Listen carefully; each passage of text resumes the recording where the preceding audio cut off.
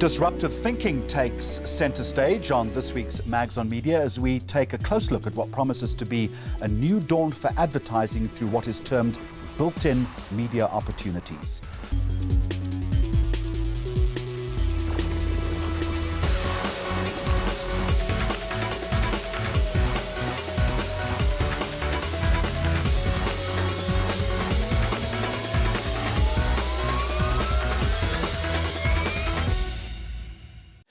Now, in an era of so-called skippable ads and streaming services, it's becoming increasingly more difficult, I'd suggest, for brands to market their products and services to consumers. Some might say this isn't actually a bad thing, but the reality, of course, remains that advertising spend is a key driver of revenue for most traditional media companies. Now, enter Whisper Media, which is disrupting the old advertising model through what they call built-in brand opportunities. What is all of this about? Well, here to tell us more is Kian Cormy, country head for Whisper Media here in South Africa. And a very warm welcome to you, Kian. Before we start talking about your bag of tricks, okay, I want you to talk to me first about the difficulties that brands these days are experiencing in getting noticed. We hear this word cluttered all the time, but it really has become a whole lot more difficult, hasn't it? It has indeed. The typical American consumer sees 300,000 adverts per year. Now, clearly, by definition, that's an awful lot of clutter. And what every advertiser is seeking is an opportunity to get out of that clutter. Product placement, which is one response to it, and you could think of Whisper Media as being product placement on steroids, is as old as motion picture itself. In fact, the first one was 1876 by the Lever brothers with a product called Sunlight Soap. So it all sounds very, very familiar. And the spot advertising, in fact, was only started in July 1941. So in the era of brands trying to engage with audiences outside the clutter, product placement, and hence Whisper Media, is as old as motion picture itself. And just by definition, for people who perhaps don't understand what product placement is, it would be inserting a product into the storyline or the narrative. It could be a car, it could be a can of cool drink. Exactly that. So, for example, a very nice way to illustrate it is, at the moment you have an anonymous glass of water in front of you. I could change that to a popular cola. Likewise, I could amplify that by placing their TVC on a screen behind us, and I could even upgrade your laptop while I'm here. So product placement is indeed the embedded marketing within the content itself.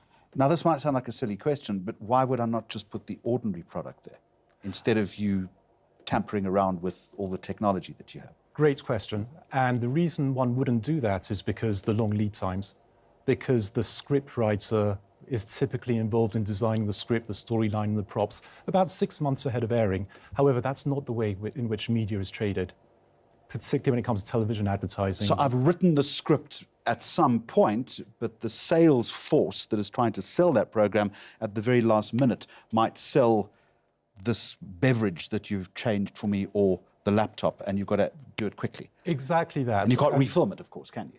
Typically not. Yeah. Also, very importantly, and this is how we've disrupted the product placement market, is we make it as easy to trade as media. The way media is traded is agencies are seeking a campaign with a start and end date. They have a budget and they have a target demographic. So as soon as conversation becomes more creative with, can we ask Tom Cruise to step aside so we can see the Coke machine, it kind of blows the whole deal. How does all of this work? How do you do it? It's very, very clever. What we do is we start with content. Content is the oxygen of our business, and we assess the content for suitable advertising positions. Now, typically, we like to favor outdoor scenes because outdoor scenes work for any brand at all. However, once we've identified those scenes, we then place the brand inside it, guaranteeing that the brand, the integration, or we call the embed, adheres to what's called an ad unit. There's a minimum duration and a maximum duration. There's a minimum screen size, the sweet spot position on the screen, and also making sure it's not plot sensitive, because we're always treading the fine line between editorial integrity, has the storyline been blown, and also undue prominence. So in other words, you want it to be noticed but not over-noticed. You don't want it to dominate the narrative, in other words. Exactly that. And one of the nice things about product placements and embedded marketing is, let me give an example. Imagine you're in a nightclub. It's very noisy, there's loud music, It's been a long time, Kian Cormy, since I was in a nightclub. But keep going with the example, I'm with you. I'm sure you're exaggerating. But imagine you're in a nightclub, it's very, very noisy, and you are being saturated with external stimuli.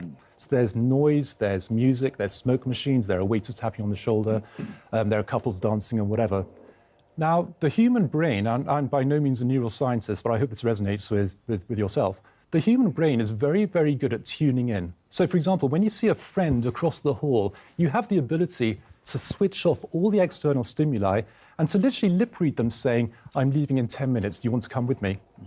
Now, that ability to be undistracted is exactly what happens when someone tunes in to watch a program. So it's a very, very privileged place for a brand to be. And the research we do, and incidentally, every single project we do is research by Nielsen or FGI here in territory, shows we achieve the very high recall. Are there particular brands that this would work for better than others? I mean, you've done the laptop, you've spoken about the beverage. Where would it work optimally? Let me give the South African example, and this is one of the 6th country in which we've launched our service. We're a Singaporean headquartered business. To date, we've run 19 campaigns on ETV primetime content, predominantly Rhythm City Scandal and Imbewu. And I think we've worked with every brand category from beverage to banking to insurance to personal care. And I'm delighted to say that in South Africa, our inaugural launch partner was 1 ETV for content and 2 Unilever with their personal care products. And that was back in December last year with Even and Lovely and Pond's. And I'm pleased to say now in October, we're still running campaigns with Even Lovely and Pond's for Unilever. This doesn't eclipse the traditional advertising spot, though, that you've spoken about. The two should work in some degree of symbiosis. Yeah, and the research, and this is consistent around the world, shows that in advertising, it's a real case of 1 + 1 = 2.5.